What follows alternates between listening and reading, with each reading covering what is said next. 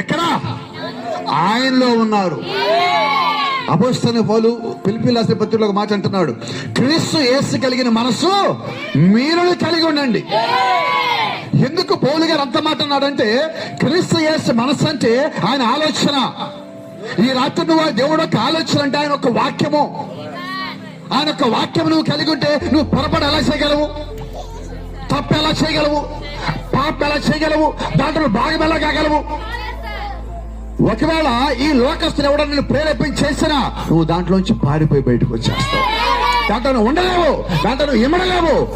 ఎందుకంటే నూనె నీరు కలవదు, అబద్ధము నిజము కలవదు, విశ్వాస అవిశ్వాసము నిలవదు. విశ్వాసి విలయాలతో సాంగత్యము చేయలేడు. దేవుని యొక్క సంఘము లోకంతో సాంగత్యం చేయలేదు. నువ్వు ప్రత్యేకపరచబడిన వాడివి, దేవుడి చేత ఎన్నిక చేయబడిన వాడివి. ఆయన ఒక ఎన్నికలో ఎంపికలో నీ ఉండగా అపవాది యొక్క శక్తి ప్రభావములు నీ మీద పని చెయ్యనంత ఉన్నతమైన స్థితిలో ఆయన యొక్క వాక్యాలు దేవుడి లోపల దాచిపెట్టొచ్చాడు. ఏమా